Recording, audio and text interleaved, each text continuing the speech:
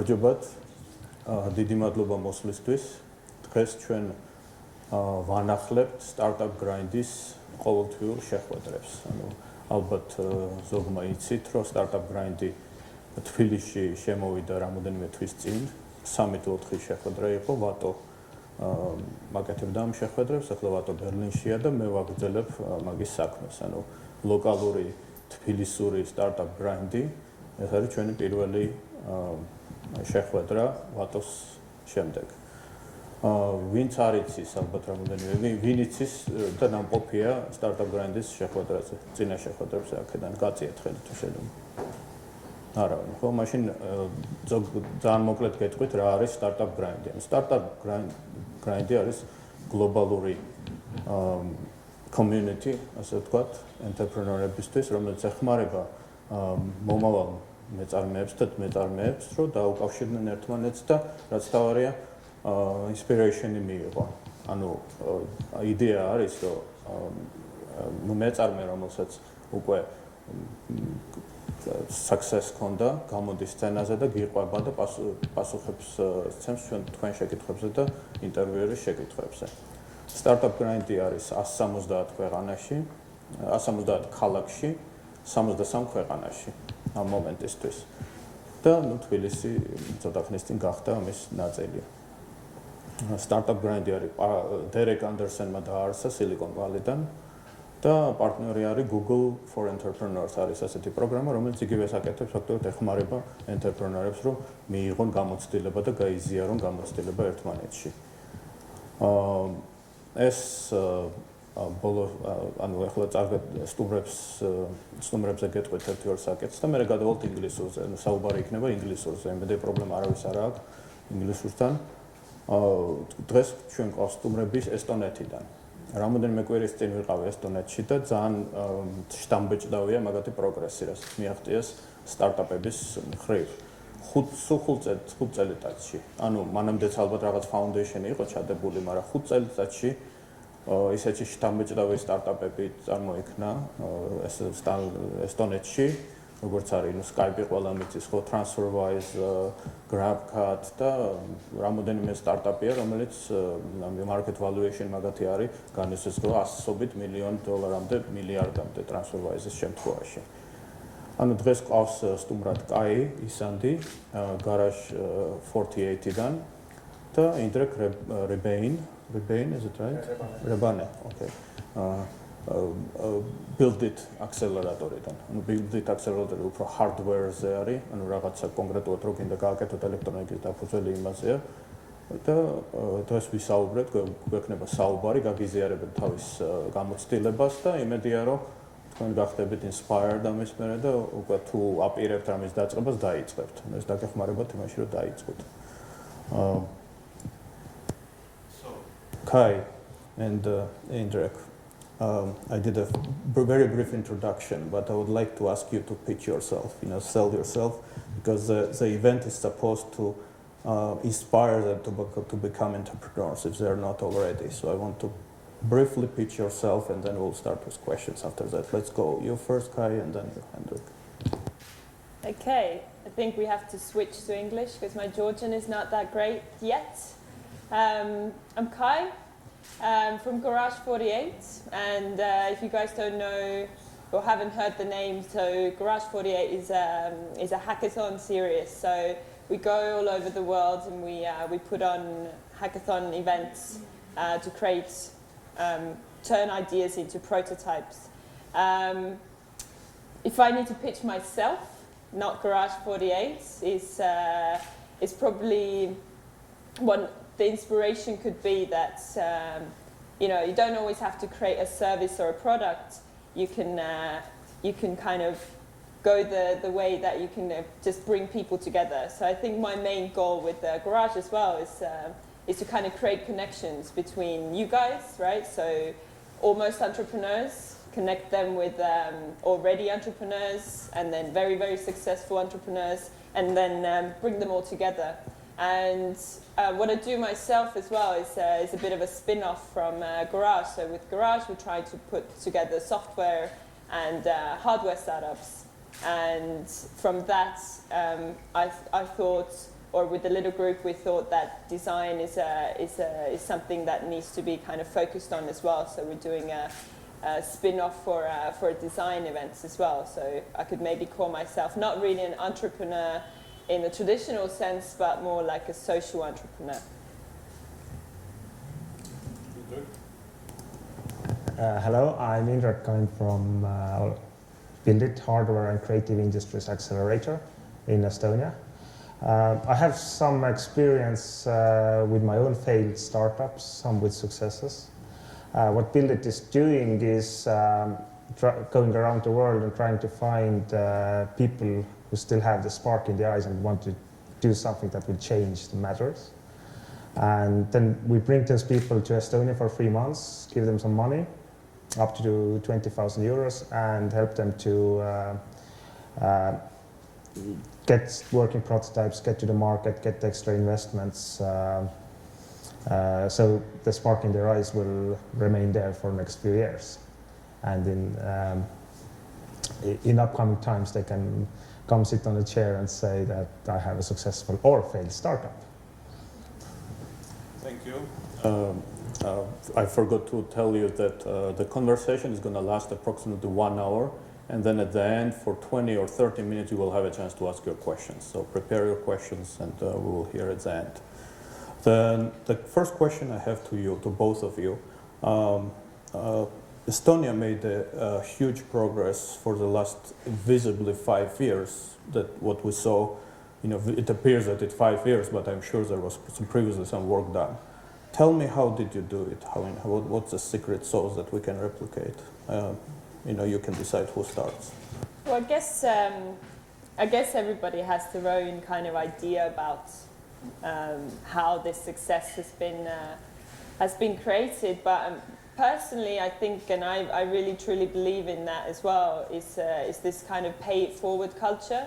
And I think Estonia has a very they're very willing to learn, and I think how it started, they just looked around, they looked outside of the country, and they saw people, very close by in Scandinavia maybe, in other countries that would help them out. So they would help them out. We probably had a lot of very good developers already, but then we needed the help with this entrepreneurial mindset and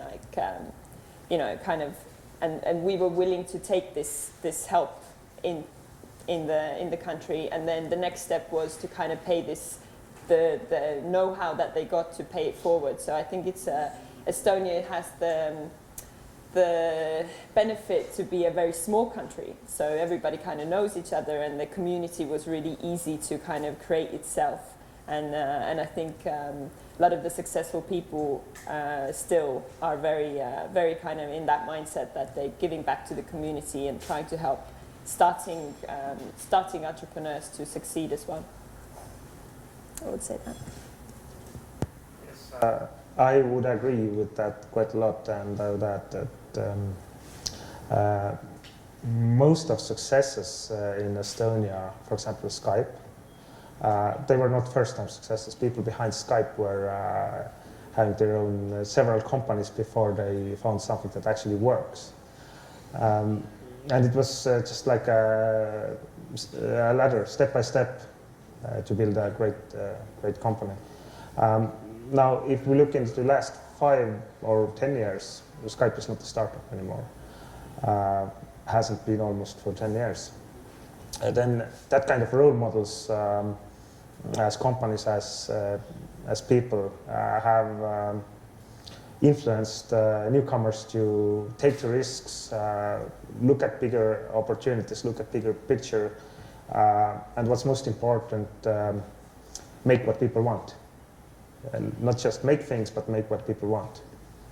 And that's probably the key. Learn from others' failures, have some of your own, and make what people want. You mentioned a very good thing, which was the question that is on my list. So I'm going to skip some of the questions and I'm going to put it here because we're on a subject. You mentioned failure, which is very important, and I want everyone here, because it's for want to be entrepreneurs, it's very important that they understand what you are getting into. So, the failure is going to happen. We all know that the failure is going to happen several times at least before you achieve success. And certain cultures are more forgiving for failures than the others. For example, it used to be that the US was very forgiving for failures, and Europe was not. It was a shame to admit in Europe that, okay, I had this startup and I failed. I think it's changing now, at least in some countries that encourage startups. In the US, it was always like that. There was even a saying that you go to bank and you tell them, okay, I had 10 failed startups, and they would give you money without asking questions. And in Europe, it's not like that. So how did you overcome this problem? Or if you overcome this problem? This is the first question. And the second question, I want you to be from each of your lives one failure, the biggest failure, or the failure that you want to tell us about, and what did you learn from it? Okay, first I will try to answer the first question. Cultural failure, it's very hard to overcome in any culture because there are lots of hopes for anyone, either created by themselves or others. Your family, your friends, you have to go to the school, you have to then go work as a lawyer for the next 50 years, and so on and so on. So there are lots of expectations by other people to you, and also lots of things you expect from yourself. And then it's 3 o'clock in the night, and you have been hacking for last 5 hours, and in 3 hours you have a customer demonstration in some city you didn't know even existed in the middle of Mexico. And then you have nothing that works, and you're wondering, why are you doing it? And then you get it to work, and it's all good, and you know why you're doing it. Or you don't get it to work, and you have to repeat it again. So it takes lots of courage and lots of strength to overcome it, because it was in one movie, Stallone was playing in it. No matter how hard you are, life will beat you down. Life will beat you down, and then you have to rise up. It's the same everywhere in entrepreneurship. If you do not have failures, if you are not doing things wrong, then you probably are not moving fast enough, because time is your only enemy. Money can be found, people can be and competences can be found, but usually you cannot get any more time. But it's converting. So, for example, if you have a team member who gives up for some reason, then trying to find a replacement for that team member is again lost of time, and this you have to somewhat limit your failures as well. So you cannot move too fast. But if you're doing everything smooth and according to a plan, and no plan fails, then you're probably moving too slowly. So yes, in the States, failure is more accepted, but still, it is not a normal state to fail, and it will never be. So it's personal courage and personal willingness and stamina to rise up and to repeat, modify. Just failing is not good. If you fail, you have to learn from failure. Just failing is not good. Otherwise, if just failing would be good, everyone would go out and break their legs and would be happy. But if you don't learn from that, it will not be good. Okay, now to the second question, which is about personal failures. There are several. There are long ones, there are short ones. Maybe the most personal one was we were doing a bicycle safety startup once, which failed because team fell apart. That's pretty simple. And that's one of the keys. If you're doing something that is hard and something where you will really not know the outcome, then you have to do it with people you trust. You trust them to be there 2 or 3 o'clock in the night in some Mexican desert city to do the programming hack. And then you cannot take the answers, oh no, I have to go and get some sleep instead. Because it's all in the team, it's all in the team spirit. Yeah, I would take that thought from you because, you know, I totally agree with what you said about that you have to fail, right? And it's kind of important to fail as well.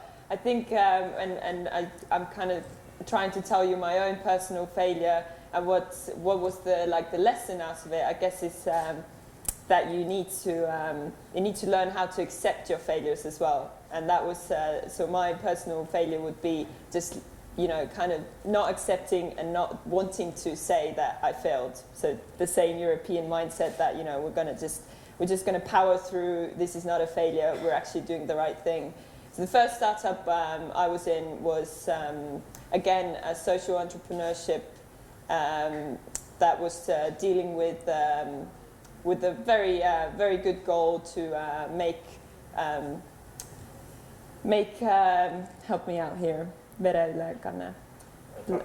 Blood donations a little bit simpler.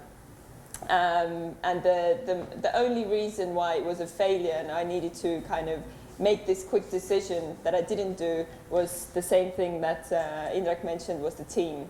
The people were not right, they were not working together. It was a great idea, but you know, we just couldn't make it work. So we lingered on this idea for about half a year.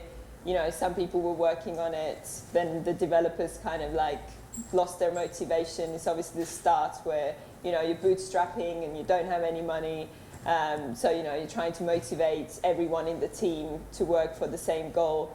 And we just didn't want to admit at all that we were not a good match, and no one was actually leading the team. So I think that's one of the things that if you fail, you need to learn how to fail quick and then really move on, like, you know, not kind of linger on the fact that, you know, I failed, or, you know, we didn't make it work, and, you know, all these ideas that they're gonna last in your head. You just fail like really hard, like fall down from the top and just go bang on the floor and then go straight up. So I think that would be my personal failure, and then just moving on from that and failing quicker next time. Thank you. So the lesson that we learned from, going back to the first question, the neighbors, you know, what made it successful, partially. I'm sure that you have neighbors that are already experienced. So that is something to take away from the experience of Estonia. Of course, we are less lucky in that sense, but we have Turkey. You know, Turkey has been very active on an entrepreneurial scene. So something to look forward. But also why we're actually here is, you know, Indrek and I and Anu as well. We're here to bring that over, bring the Estonian know-how over to here as well. So, you know, we can be neighbors. It's not that far away. Yes. Exactly.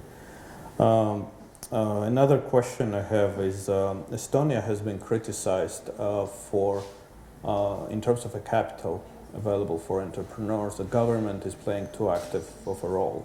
So I've heard from many that, okay, this is nice, but the government is putting money and the private investment is lagging behind. That government, you know, is being criticized also for not being efficient.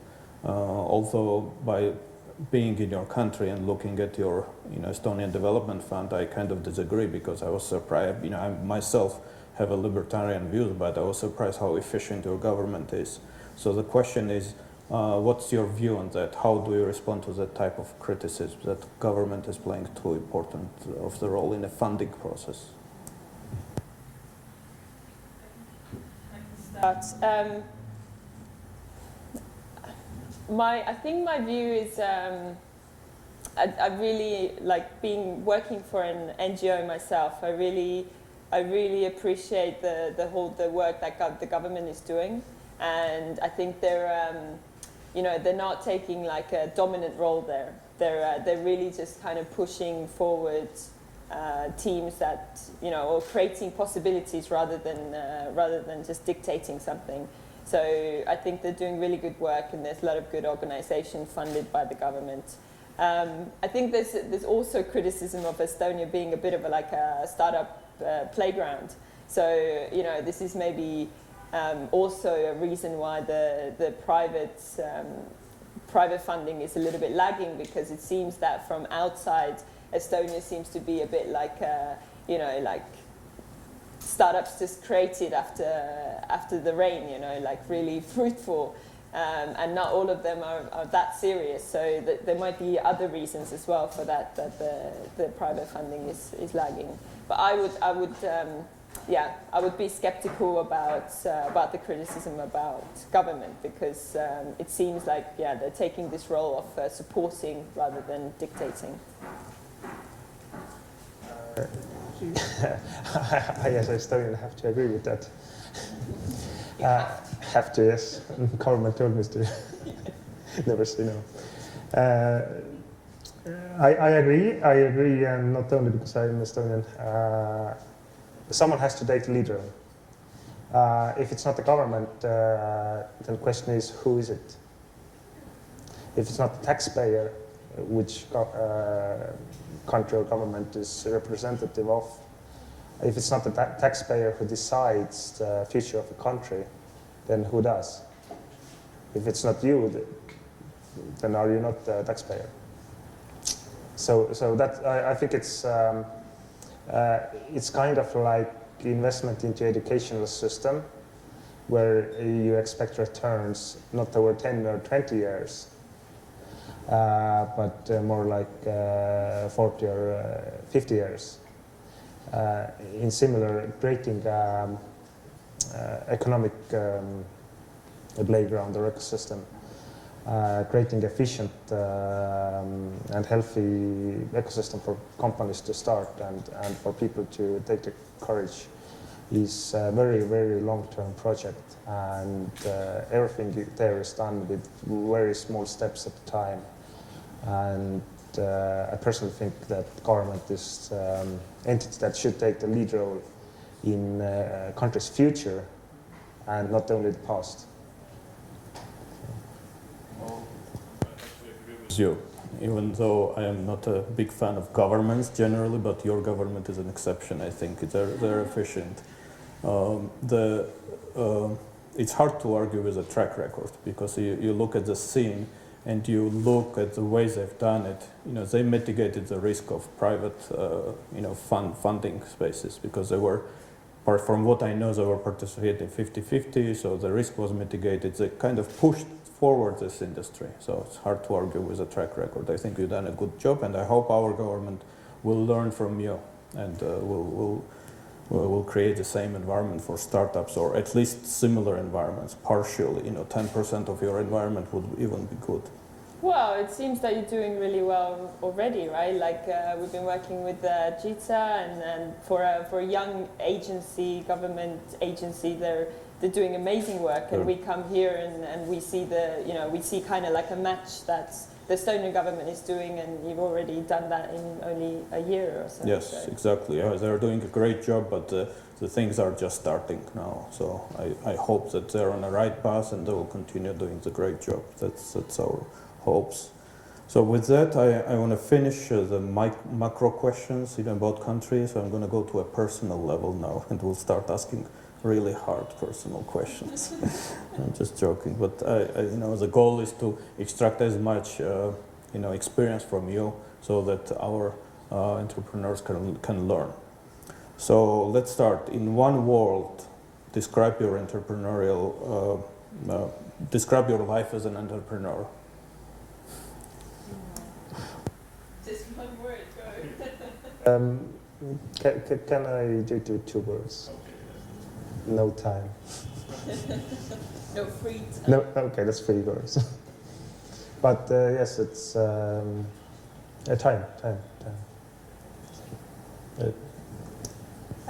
I think I still need to kind of say that maybe I represent a little bit of a different kind of model than Indrek does. it's a little bit more, for me it's, the one word would be exciting, because I get to work with all these struggling startups and try to help them out. So it's it's a really good feeling to actually have, because working with Garage, you just make a lot of connections, and if you actually can match someone that really needs that connection with the person and put them together in any way, like trying to get them funding or get them just a mentor or coaching, whatever, then for me it's the exciting part is to bring people together, which would be the word, and it's a little bit different for me as well to kind of like act as a real entrepreneur. I would rather stay there than just the helping hand along the way. What is the biggest sacrifice you made to become an entrepreneur, if you had to make that choice? For you it's clear, you mentioned time, so that means that you had to cross something from your life. Yes, it's the same answer. You always have to make choices, be it in entrepreneurship or social life. Or you just often have to make choices. Is it A, B, or C? You have to cross A and C out, and it's B. So you cross social life? No, I didn't say that. But I'm a strong believer that there is no such thing as work-life balance. That it's you cannot separate them. But that's another story. But you always have to make sacrifices. You have to make them not only personal life. You also have to make them in business. You have to make them everywhere, every day. You have to decide what task to do first, what market to take first, to which contact to call first. And often it's so that the first lead is the one that takes up all the time, and you cannot have a second chance. So you always have to make very well thought decisions. But what's even more important, you have to do them fast. You cannot, because whatever the decision is, it's always better than no decision at all.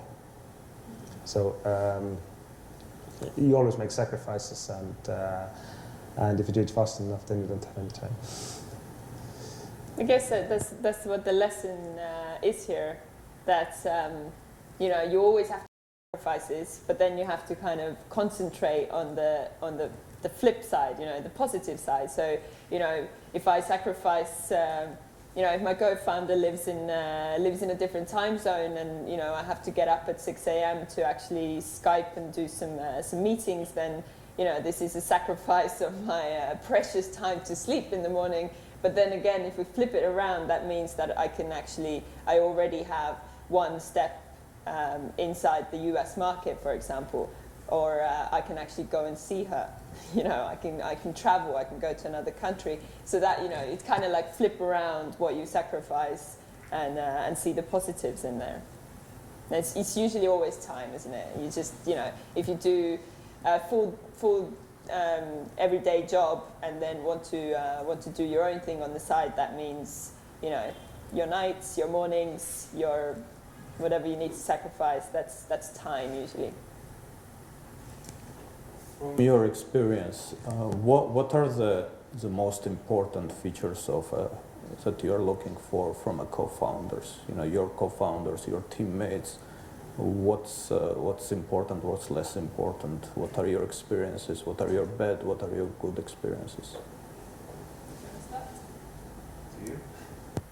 I've had experience with that, and I see people actually struggling with that in my everyday work as well, because the first excitement or the push to kind of put the team together is usually the idea. So if everybody's excited about the idea, then first of all you have these people together that are motivated just by this, and then later on when things get a bit rough, or you need to actually really do some hard work, then the motivation kind of lags, and you need to find these kind of personal connections. And I think the most so you learn from your failures, and I think the most important thing is to really have your roles kind of broken down in the team. So you know who's responsible for what, and you have a clear team lead, and the communication, I think, is the main word in a team. So I'm at the can't really call it a startup, but the events that we're starting, we have 3 co-founders that are mainly, I'm in Estonia, there's another one in New York, and the third one of us lives in Germany. So this is what communication brings a lot of brings the main challenge here. So I think that's the biggest key word. Yes, I would add to that. I think one of them is willingness to step out of the comfort zone, and that not only by the other co-founders, but also from founders whose ideas those are. Because if you want to have a great team, then find the people who are not like you. Never start a startup with everyone who's like you. That's a very bad idea. Then you will have a product where you will be the only buyer and your other co-founders. Always try to get people with very different backgrounds. In that case, you have so much wider view to the world. For example, if you have a startup where you have 5 chemists doing a product, then it will probably be a chemical product, but no one will buy it. If you have a startup where you have some designers from China, some engineer from Mexico, and marketeer from Japan, and so on and so on. Different backgrounds culturally, different backgrounds disciplinary, and one important thing is they should still speak the same language. So, in some points, there's no point if one speaks only Japanese and the other only Spanish, for example. But it's try to always find different people who share the same goals, who share the same target or endpoint, or where do you want to get to, why do you want to do it. It's not what you do, it's why you want to do it, and that you share the same goals. And then magical things can happen. And of course, if you look into a more micro level, then it's always very good if everyone is in the same time zone, in the same city, best is if in the same house. There are times in any startup where you have to be together, like with your hands oily, fixing the engines and so on, and where no telecommunication method known today will replace the elbow feeling of someone else having the startup right next to you. So it's, let me try to summarize. Different people who are usually smarter than you, very important. Different people, smarter people, willing to be uncomfortable or loving to be uncomfortable, same language, same location. That's maybe a bit too long, short version. Good answer. Next question is about going back to countries. Georgia and Estonia are in a way similar in terms of size. We're similar, although we're probably 3 times bigger than you, but we're still small. So that leaves us with similar problems in a sense, especially on startup scene. I look at our startups, existing startups, and startups who want to start. And I see the one common problem that is everywhere in Georgia. The startups are looking inwards, which is dangerous and impossible for a country the size of Georgia to have a meaningful startup that is only oriented for Georgian market. So the problem is how do we get the entrepreneurs to open up and look at least in the region, if not globally in the world. I'm sure you faced this problem at some point in your development as a country. Can you share your experiences, how you overcame that, or how that was changed? Okay, I'll try to start. Again, I'll try to start. I think not everyone has everyone's life goal should involve startups. Not everyone has to do startups. There are lots of very good classical companies, small companies who are doing very well. Everyone does not have to do a startup. Making startup actually is not easy. Making a successful startup really is not easy. So if there is a good local opportunity, easy opportunity, then of course we should take it. It's only rational choice. But this lies with this is assumed that you only care about money and making money. If you have different values in your life than just earning money, then you probably have some bigger goals already. You want to change something more than something locally, but you just don't dare to do it. You don't have courage to do it. That's what I have often seen. Yes, everyone wants to change the world, but no one wants to be the one who's changing the world, or is not willing to. And if you have right people, if you have right conditions, then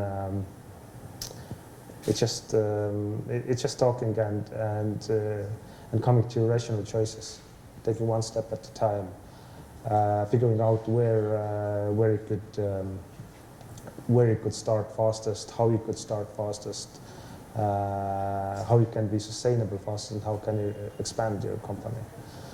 It's always about.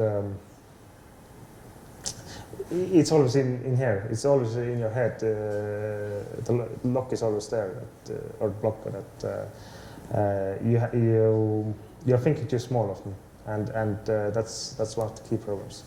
But this is something which can be overcome with small successes, small failures, learning from small successes and failures, and having larger successes. So maybe initially concentrating on local market may not be that bad. There's one great opportunity that is both here in Georgia and in Estonia is that this is different language from what most of the world is speaking. It's a limited market, and it's a very good, in both cases, it's a very good test market for new ideas, for new products. Because of cultural background, people think differently, and thinking differently brings out new ideas and new ways of solving the existing problems. So it may be a very good test platform, and may not be the bad thing to start locally. In some cases, on the contrary. So I would not make it a big problem. I totally agree. I think, like, it's always a big question, like what markets to enter. And I think every startup should be globally focused from day one. But I also agree with the test market in Estonia especially, and I believe here as well. It seems to be that people are very acceptable to innovation and new things. So it's a good way to market yourself and test your product out. But it's a big question. It's a really hard question. You ask big companies in Estonia the same question all the time, like how did you pick your first market, or how did you enter them, or what's the kind of the secret to the thing. And it seems like every time the answer is just kind of testing it out. And also what is I think it's always the best thing to have is, especially because of the cultural difference, to have someone local, right? So you just, it's more like a personal thing now. You just step to this, that you actually have to make a real connection with a person that would help you out locally, with the culture, with the market, with making connections. Like Indrek mentioned, the language, if it's different, it's always a barrier. So if you find someone that will help you out with overcoming as many barriers as you can culturally and language-wise, then you're better off already. Like it's one step forward to going and entering a new market. You mentioned a word that leads me to ask you a next question: courage. Horowitz thinks, that courage is the most important thing that he's looking for in entrepreneur before giving him money. He says that courage is, very important. It's for entrepreneurs.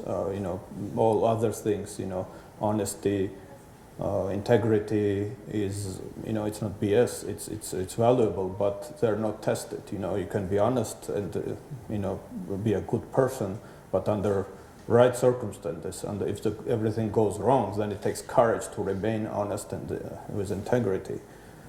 So with that, what do you think are the highlights, the three key things that potentially successful entrepreneurs will have in their, maybe you agree with Horowitz, maybe you're not, maybe courage is one of the things, but try to highlight three things and explain why.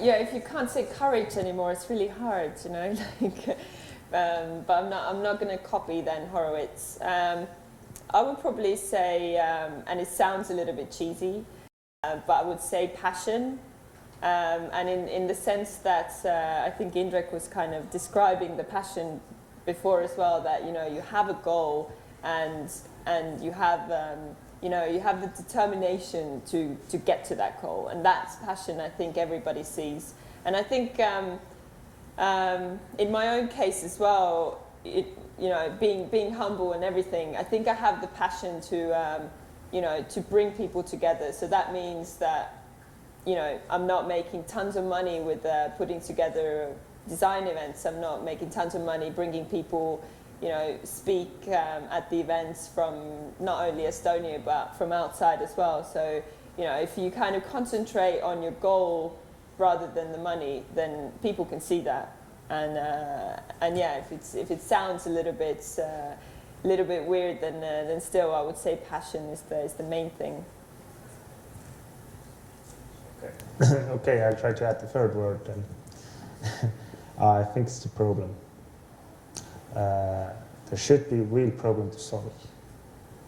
And that's one of the differentiators. If there is a real problem, and you can solve it, then people need it, usually, yeah, if it's well done, of course. Because companies companies never fail because their product is imperfect or because their design is bad. Companies almost never fail because of that. Companies always fail because of one reason, and that is not having paying customers. If you don't have paying customers, then you are dead in the end.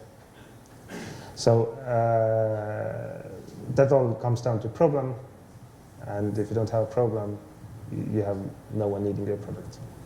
That's what I look. Of course, there are lots of trendy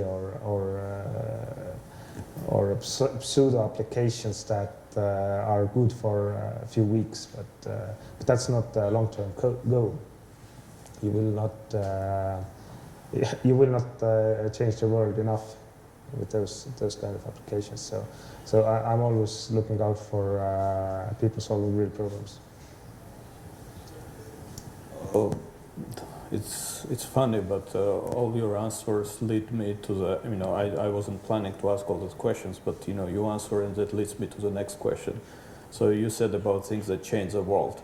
Can you name a few things that you think will change the world down the road? Maybe they're tech things, maybe they're not, but what's in your mind It's a question to both of you. What are the things that can potentially change the world in a few years or 10 years? Indrek is going to say hardware now. No, I won't. Specific things. Specific things is, I think one of the key drivers in next 30 years is reduction of poverty in Africa, and all the opportunities that spring out from there. That includes classical manufacturing, farming, everything. Currently, this is one resource that is totally underused. So you think Africa is going to become next China in terms of manufacturing? No, better. Because if we look into China, then China is one country. Africa is not one country. Of course, there are lots of political problems, religious problems, you name it. You can have almost any problem there. But I also see such a potential. But this is not something that will happen in 2 years, 20 years, 30 years, we're talking. But steps for that need to be taken already now, so that it would happen, and that actually that the world, whose population right now is increasing and will be increasing, can be sustainably kept so for next thousands of years. This includes having humans inhabiting the planet as well. So there are perfect solutions for having, say, green world, but they don't involve humans. So that's kind of a trivial solution. So some quite wise choices need to be made in this area, and some very interesting developments are going to happen in this area, and how to have more people on the same planet. I think that's a very interesting question. I would like to know what everyone in this room would answer. I think if you focus more on like the software solutions or kind of, you know, the IT world, I think the key word could be shared economy, which we can see is booming right now, and it's in my opinion it's world changing, because I think we're very afraid of this. Well, if you look at the world map, probably, you know, the part that we live in is kind of becoming very afraid of communities and kind of, you know, like sharing things. It's for some reason it's, you know, kind of not that wide, and I think this is coming back again. You know, it's the ideas that we have already, right? Like Uber, you know, doesn't own any cars, or Airbnb doesn't own any apartments, right? So, but they're really successful startups, and I think people are going towards that idea to actually, you know, coming together and changing the mindset from, you know, just individualism, just me, and kind of turning it outside, like what can we do together? So I think that would be, in my opinion, the kind of the key word. Agree. I think shared economy is a huge thing. What do you make of the backlash against Uber, particularly in France, where people, instead of protesting government, you know, the getting rid of taxi cab, you know, the licensing fees, they're going and burning Uber cars and doing stupid things. What do you make of this?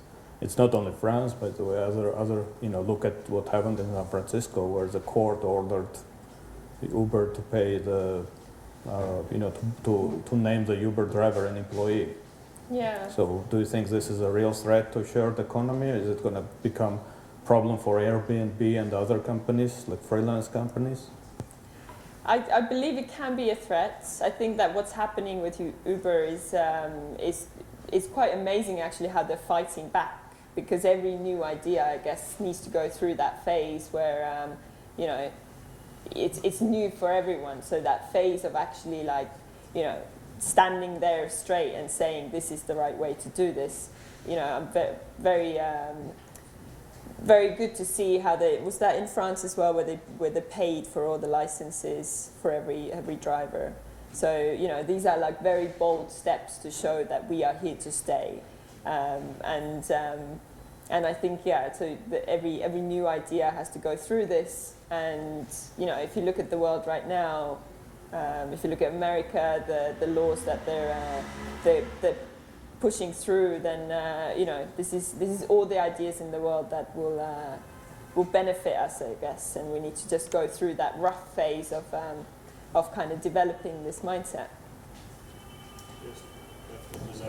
Doing the bold steps, and Airbnb was as well with Brian Chesky going out and not afraid to admit that they could go and pay for people who are trashed the apartment, and now they are actually insuring the renters. So and I tend to agree. Another thing I think in my mind that also is going to change the world is artificial intelligence. Of course, it's been around for a long time, but the latest advances lead me to believe that it's going to really change the world in the near future. When it's becoming more efficient and cheaper, and potentially every device in your room can become smart.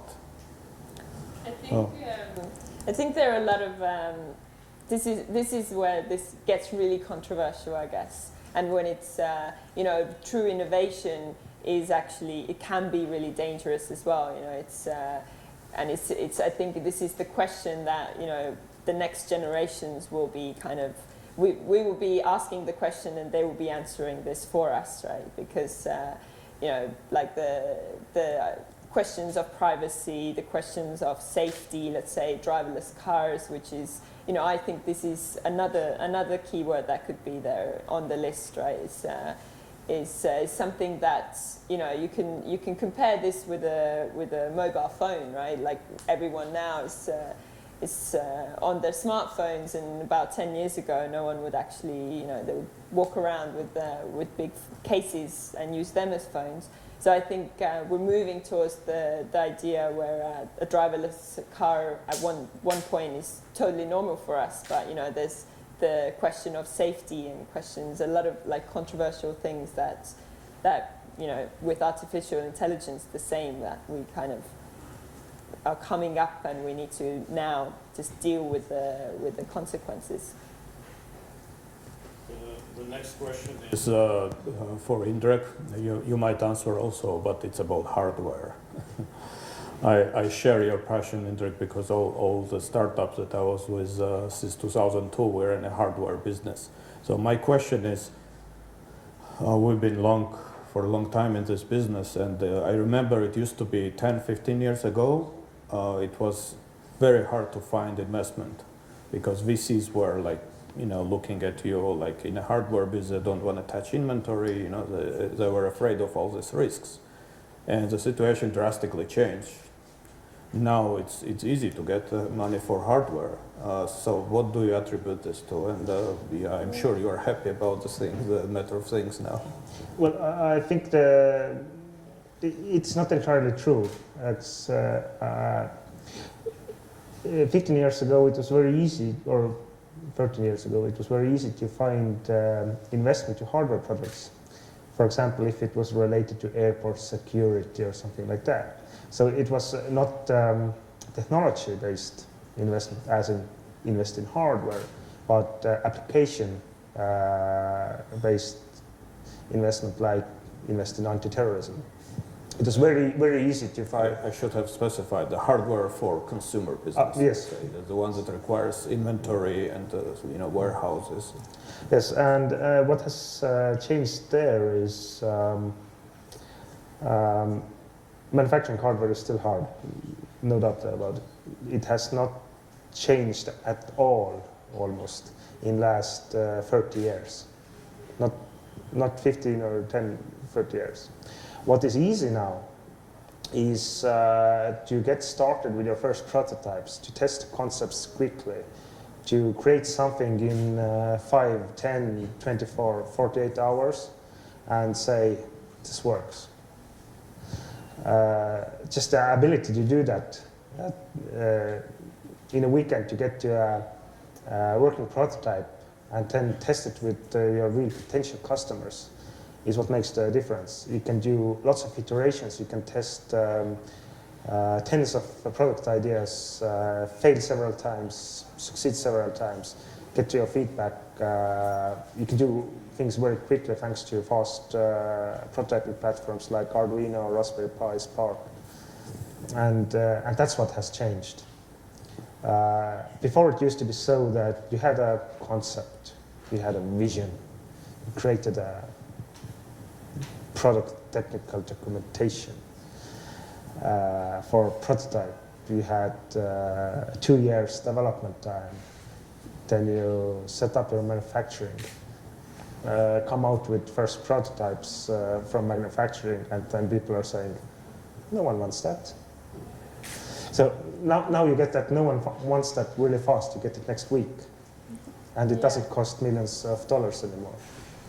After you have had, I want that, shut up and take my money. After you have had that, you will go into manufacturing. Also, I think one thing that has changed is the growing trend as well, right? So if you're talking about validating your idea, it's there's a keyword would be like people from this room. Like if you put your product or your prototype up on, let's say, Indiegogo, and you get to validate your idea pretty quickly from the consumer market, right? Because people are more interested in hardware startups now, and they actually go and follow them, and crowdfunding is a big thing, and is a very good tool to kind of get really quick validation for what you actually trying to build, not have already built. Yes, and also 3D printing come cheaper is something that is you can just print out concept that you can hold in your hand and test it. Yeah. Does it physically fit? But I think the trend is growing, and that's I totally agree what you say about validating your idea quickly. It's like do something that the people want. So you put it up there. There's thousands of people, tens of thousands, hundreds of thousands of people actually giving their yes or no, basically. So. And this is something which has created some successes, and you see lots of investment in big scale in hardware. 2013, I didn't have data for last year. 2013, out of 5 largest investments or exits made in the world were into hardware startups.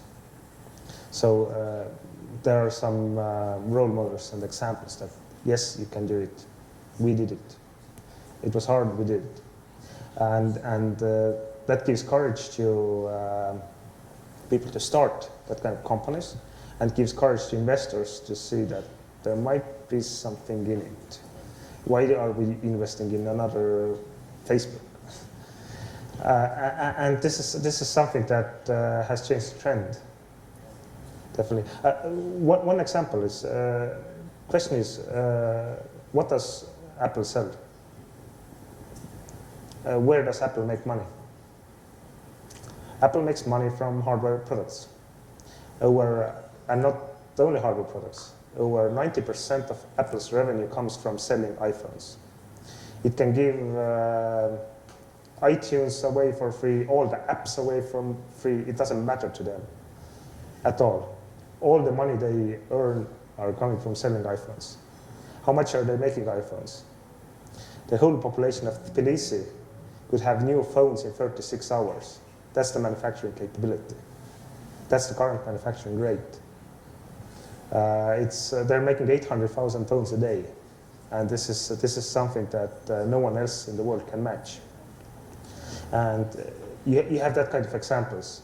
World's most successful company by revenue is a hardware company. Hardware company who sells only 2 core products and different colors of those.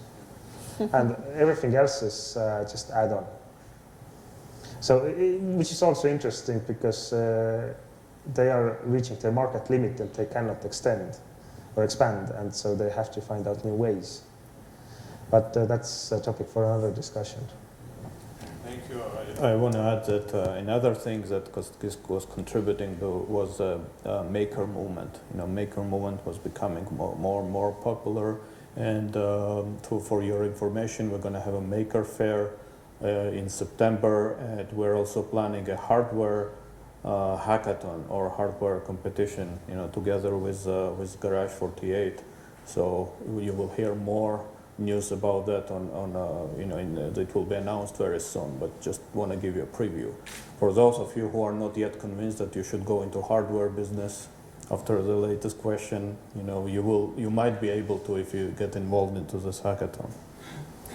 The next question I have is, tell us about the culture, the startup culture. We all know that startup culture is different, and there's been legends about startup culture, and you both have startups and work for startups. I assume that the culture at your organizations is startup oriented. Describe the specifics.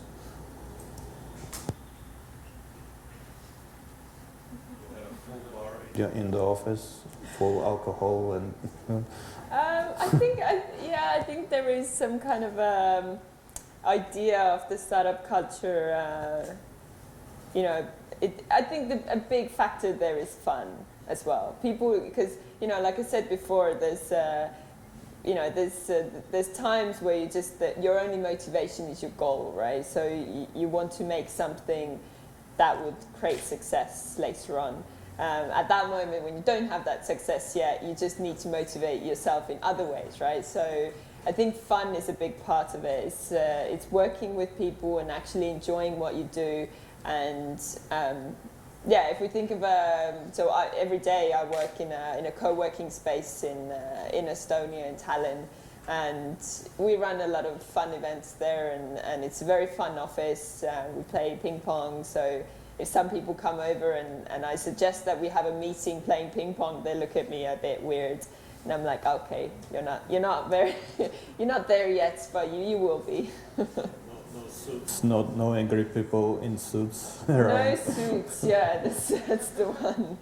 And we have a 24/7 hub as well, so if you have someone, in the morning, like kind of greeting you that they've been there for the whole night, you don't really get surprised anymore. Yeah, I could answer some of that as well. No, we don't have free alcohol in our office. I have to say we have about 10 crates of beer in the corner, but that's not why we are there. It can be seen on so many different levels. What I would say is most important is so-called coffee machine effect. In classical companies, the number one place where new ideas come, or where ideas are discussed and people talk about their problems is next to the coffee machine. In startup companies, coffee machine has been replaced with ping pong tables, all kinds of different co-working spaces or space corners, ways to just sit down, talk with other people, to create that kind of spontaneous interactions. You go to the kitchen to eat mandarin, and you meet someone there who's there to eat pomegranate, and you have the best engineering talk you had in 6 months. That's the startup culture. That's very well described. Thank you. Name, you might criticize me for concentrating on wars, but I think the failures and the worst experiences are something that we'll learn very keenly, versus like success is usually, you don't learn anything from success. Most likely you learn from failure. Tell me about your worst experiences while being entrepreneur. What was the worst moment when you wanted to give up everything and go to Himalaya to live for maybe forever?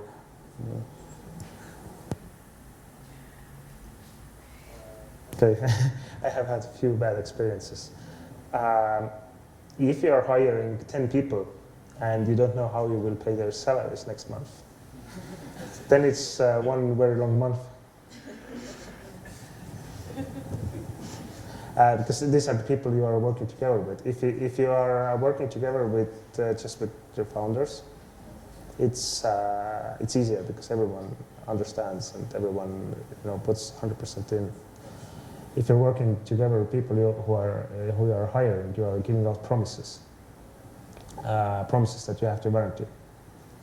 And if there's a whole lot of month left at the end of the money, then you don't have much sleep. I fully agree.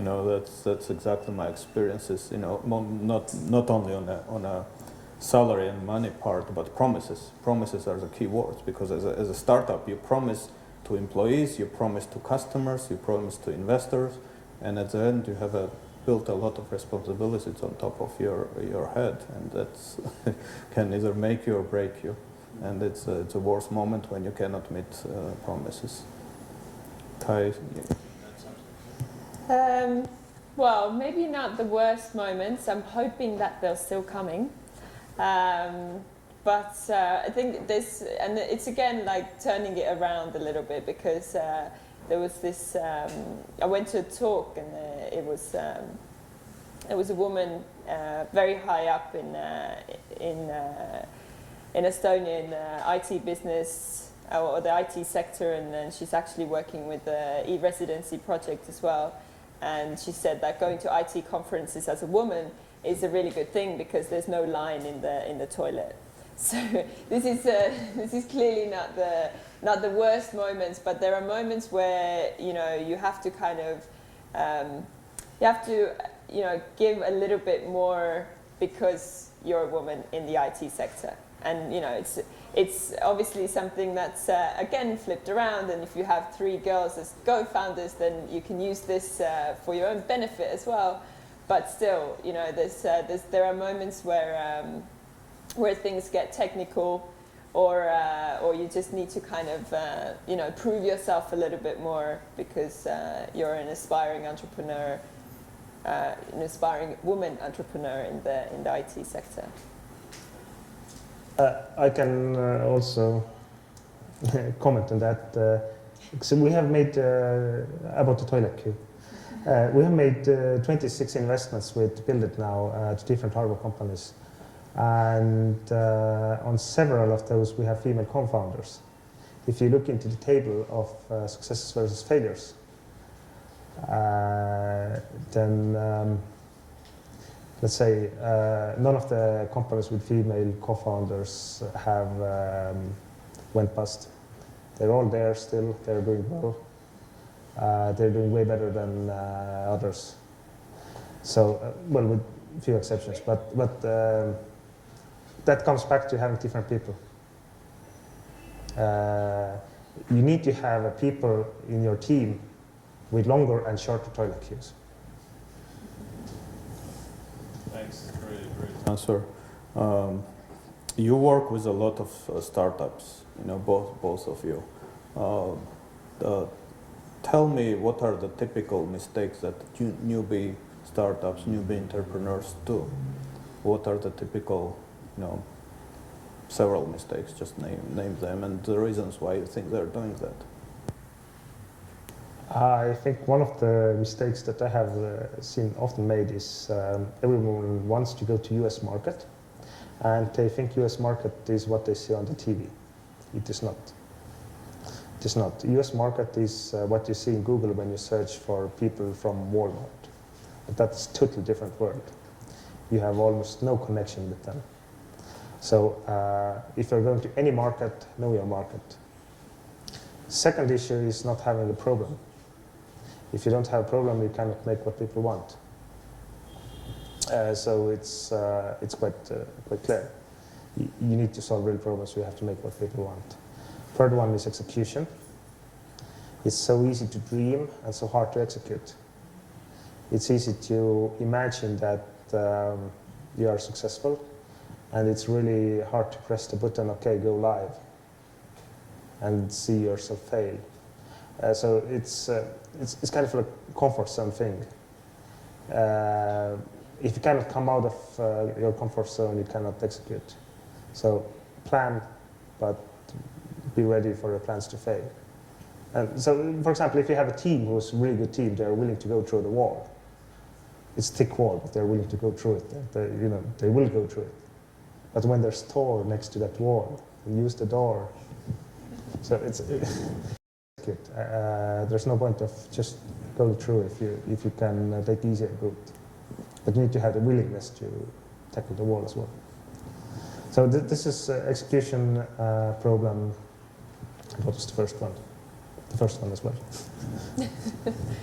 I think that, yeah, I don't think I have anything more to add than, like we mentioned before, like the big part of the starting point is I guess, is fun. But, when people concentrate a little bit too much on the fun and not on execution, then failure is really close. Because, obviously, when you jump head in first to a new thing, then you need to make as many connections and just shout out about your idea as much as you can, because you never know who's listening, right, and who might be interested. So, going to the events and making connections, networking, this is all really, really useful, and you have to do that, but you still need to balance it out with actually delivering what you promise. So we come back to execution, promises, the same things that you might need to fail to learn those things, but you can also, see other people failing and already predict. I want to add that there's a certain, let's say, in addition to entrepreneurs, who are people who execute, there are people who are often called entrepreneurs, or people who just like to live a lifestyle where they think they are making something big but have no numbers to show it. So if you don't want to be one entrepreneur but the entrepreneur, then make a plan, execute, fail, make a plan, execute, fail, make a plan, execute, fail, and if needed, then repeat it. Agree with you. I just want to add one thing that in my experience also it's a source of mistakes for newbie entrepreneurs. Totally agreeing with all you said, but when they go to and pitch to VCs, venture capital, a lot of them make a common mistake. They make their pitch accordingly to what they think these VCs want to see. And that's the worst thing they can do, because the smart, of course there probably are the VCs there who are happy with that, but the smart VCs are going to look at them and they think, if you don't have a courage to defend what you stand for, if you're making presentation just for me, why should I invest money in your company? So that I noticed. Should be able to really define and defend your idea and show courage, Even if they will ask very difficult questions, stand up and defend your idea. The worst things that can happen, they will not give you a check. So what? You go to the next investor or you figure out something else. I think that's a really good point, because that's one of the things that every entrepreneur has to get ready for, is a lot of no's and very little yeses. So exactly what you said, that you need to it's a skill to present yourself and present your idea, and it's also a skill to kind of stay true to what you believe in. Take the coaching and knowledge that people give you, but still kind of have your own vision, and then stick to it as well. Okay, I think we are close to the end, so I'm going to ask one last question, and then the questions are yours. So I'm going to ask you, please give one piece of advice, a single piece of advice from each of you to potential entrepreneurs. What would you say would be the most important things that you can tell them? Most important, I think, would be, if you want to do a startup, then don't. If you have a problem you want to solve, then do it. So it's not what you want to do, but what you want to solve. Good advice. I think it would be really simple as well. It's just, and I think we've been there tonight already. That don't have any doubts. Like just screw it and do it. You know, if you have an idea, then obviously do the whole thing, test it out. You know, talk to people, get the knowledge, but just like, you know, don't stop too long to hesitate. Just screw it and do it.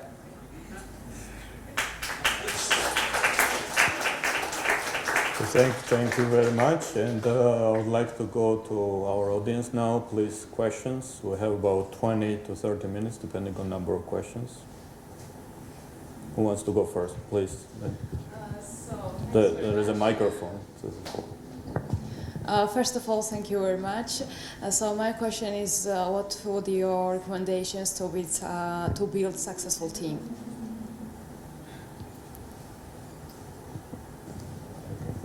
What was the foundation? I guess what was the most important thing that led you to build the successful team? I think Indrek mentioned this already as well, and I totally agree with the fact that you have to have different skill sets. So you need to, and you said it, I can't say it better, that you need to find people that are smarter than you. So, you know, you need to find different skill sets to bring the goal together. So for my personal example, that means, you know, finding people with, so for a design event, to co-found a design event, you obviously need a designer, and I'm not a designer, so there were people that came in with a lot of knowledge and a lot of experience in the design area. You know, and then we needed someone that would get the word out there, right? So that would be me, and who would put the events together, who would organize everything. So you have different skill sets. People that do the content, people who actually, you know, try to find supporters and sponsors, people who present the idea. So just put together as a broad range of skills that you can. Thanks. Next.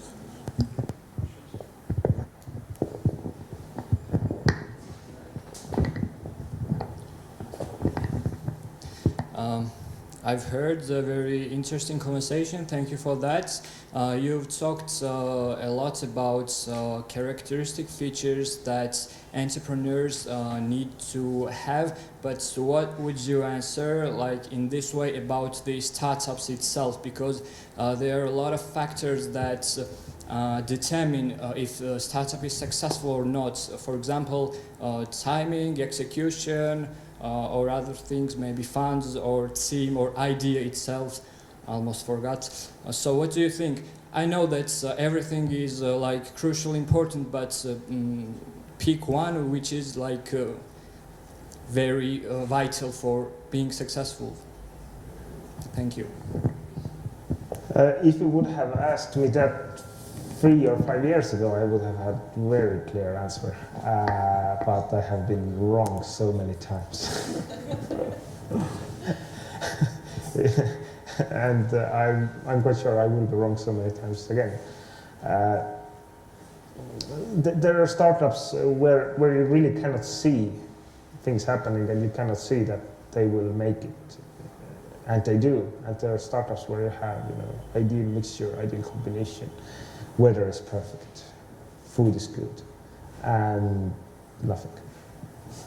So it's like predicting weather in August next year. You don't know. You have some hints which say it's probably August, it's going to be hot, but you don't really know what will happen, because well, life is what happens when you are making other plans. And this has hit almost every startup I have worked with. Life makes corrections. And some startups who I have thought will be no good and will fail fast and forever have been amazingly successful. And some who have had all the ingredients for success have failed quite hard. So I cannot answer to that question anymore. Sorry. I think there's a good point there as well, because you hear that question a lot, and most of the time I hear people answering saying that the most important thing is the team. So, you know, like it was actually said here before as well, that, you know, you don't see people, you don't see startups fail because of the design, or, you know, these things that you can always develop. But then when someone says like team is the most important thing, then you go to your startup and you start concentrating on this one thing. So, you know, I would stick with Indrek's answer and say that, you know, it's always changing, always need to balance between all these things that you mentioned yourself. But I think Indrek also answered before on unrelated. It's about problem. Problem, I think, in my mind, is one of the most important thing. If you are solving a real problem, that's a huge. Of course, you need to balance with other things, but that's a huge thing. If you found a real problem, you know, you might go wrong, timing might be wrong, but that's out of your control. You cannot predict whether it's a good timing or not. You know, Airbnb and Uber, they were lucky to be born during recession, so they had no idea that the timing was there. But yeah. I think Indrek said problem. I think yes, make what people want, and then make it. There's another good saying, which is do it right, and do it right now.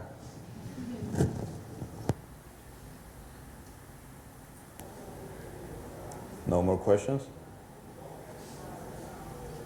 Well, that's an indication that I was asking all the right questions. I stripped them out of the questions. There are no more laws. Can we ask questions Sure, from the definitely, audience? go ahead. Yeah. I think it would be really interesting. Let's reverse the tables and we will be asking them questions. Go ahead. If someone would, like, I found your question really interesting, like what's the next kind of, you know, because everybody can have their own opinion. If someone would like to share what's the next kind of world-changing idea in your own opinion? If someone has a... Anyone wants to answer that? What's the thing that you think is going to change the world? What's the next Facebook or what's the next Google? Any predictions?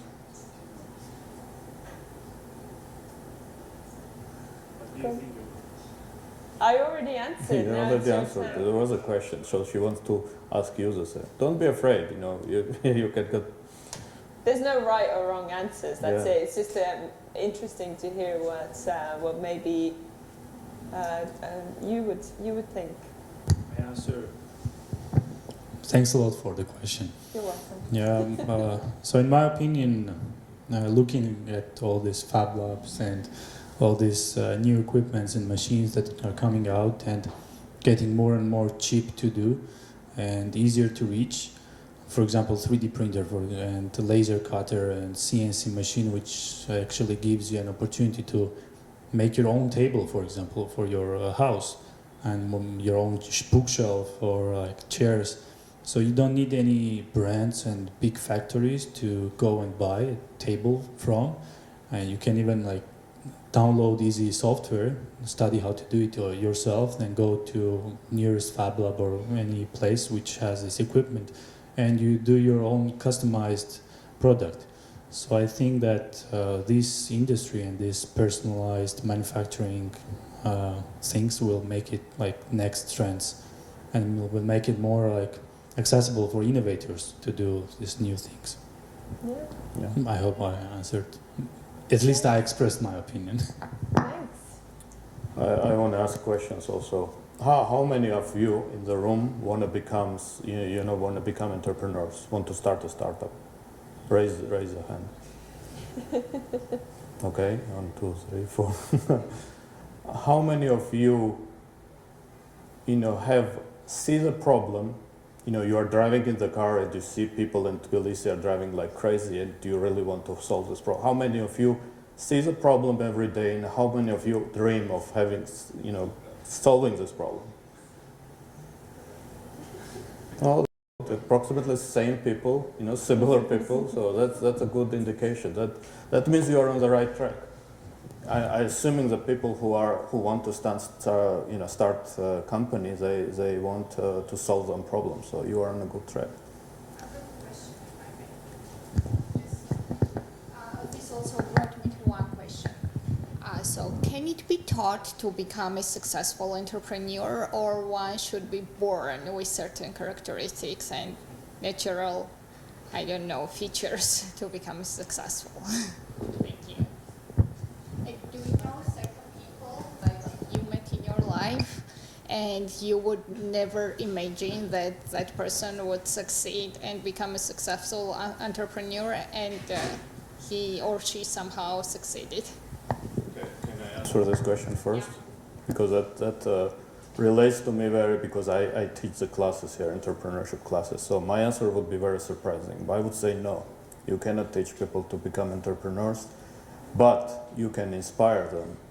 Teaching is not right, and they're not born like that. They're born with certain features, but there are the feature set is wide enough, so you can become entrepreneur, but you need to see a successful example. You need to start seeing a problem that you want to solve passionately.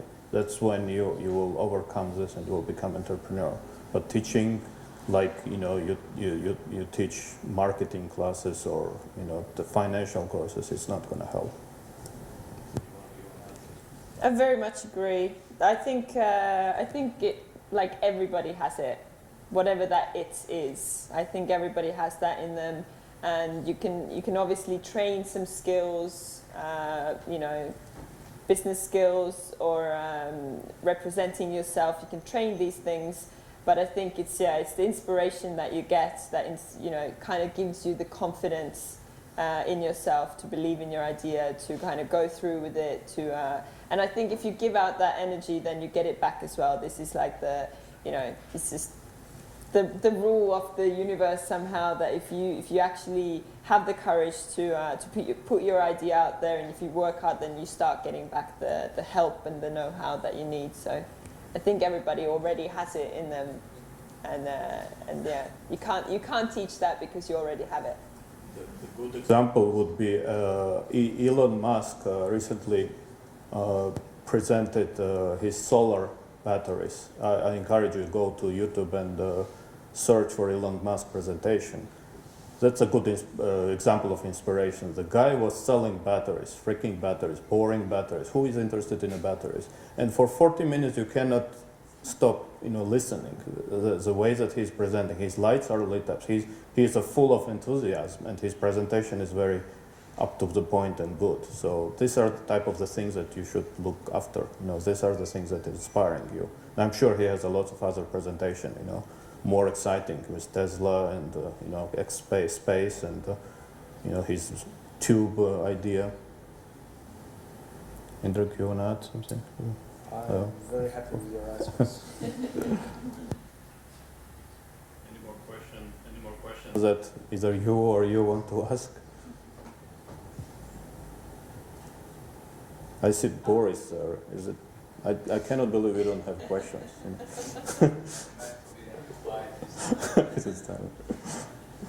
Well, I can ask, yeah. Let's see. Okay. So, as you guys, welcome back first of all. Good to see you again. As you are in Georgia, and you probably seem that familiar with Georgia and Estonia, how do you think it's possible in terms of cooperation? Do you look as Georgian market? Do you want to explore it more, or you prefer to take our brains out? There's a few guys who you actually can take. So. Where are they? We can take them with us. Oh, we can have a talk after that. I will show you. I would say, well, just kind of relying on this first experience, and we're starting this project with Georgia now. I can see already, talking about this, coming here and making events here and organizing things here. I can already see a lot of support from the Estonian companies, and I think, and it's different as well. It's there's the one goal to come and find your good people and make interesting offers, but also there's definitely a goal to kind of expand their business here and come to these markets here. So I think I would like to say answer totally differently because the question was so intriguing. I just like to explore the limits of human capabilities, and that's why I do it. I really like to see what people are capable of. I really like to see people working with passion on things they care about, and learning from their doings. So that's why I'm here and why I do this. yeah, this is again a question for you guys as well. It's why we're here as well, and our goal with these events is to kind of learn and see what the ecosystem is like here, and you can comment on that. How much kind of interaction is there between entrepreneurs, between students, between corporations?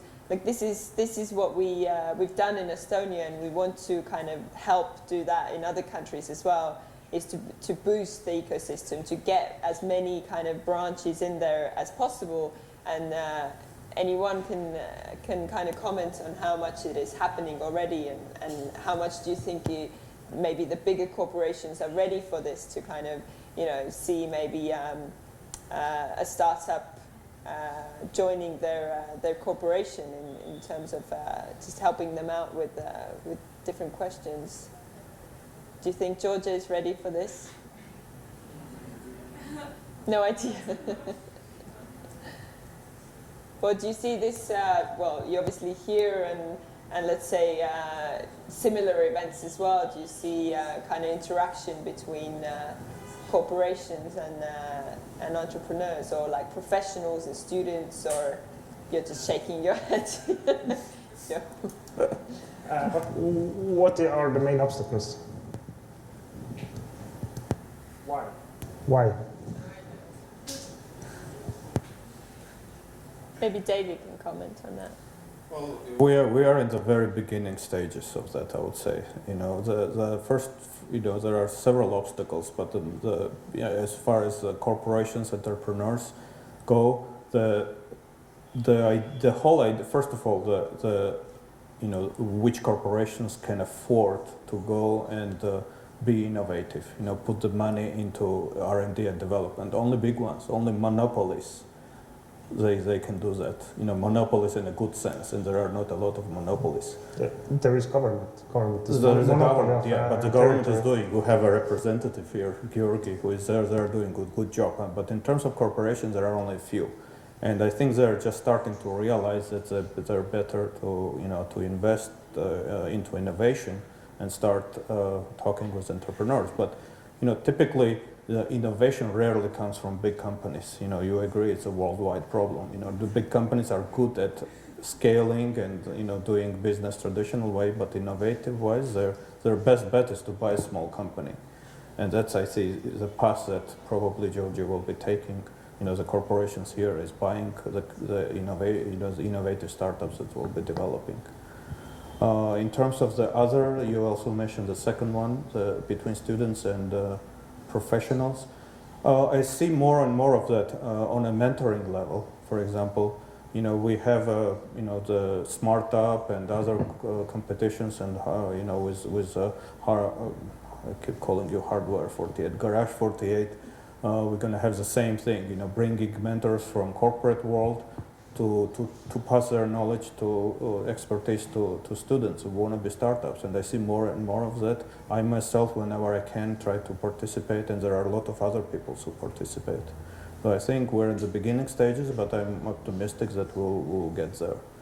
The key here is to inspire people again. Show the mentors that it's something for them too in there. Because typically people don't do something just because you tell them so. They want to see something in for themselves. And for mentors, it's typically the participation, learning something new, seeing something new, getting involved into something new. I would like to add to that with one very short, few sentence story.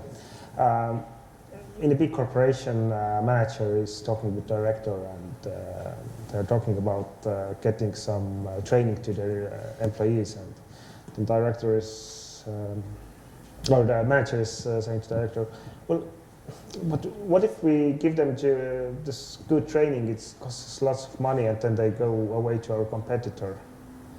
And to that, the director answers that, yes, that is a threat, but it's a way better scenario when we do not train our people and they stay. So always take trust in people and have leap of faith in that sense that if you would like to have absolutely safe, secure life, then absolutely nothing will happen. And that's one of the things that why in larger procedural organizations things are not happening, because there are well-optimized routines that have to be filled. Take this box, put it here. Take this box, put it here. This is a routine. Standard operating procedure. This goes down to customer support. You call to ask about one problem, and they're talking about totally different thing because that's what they know about. Yeah. No innovative thinking in that sense. There are clear procedures, and that works very well. For example, if in container logistics you wouldn't have clear procedures, you would not get anything shipped at all, and people will die out of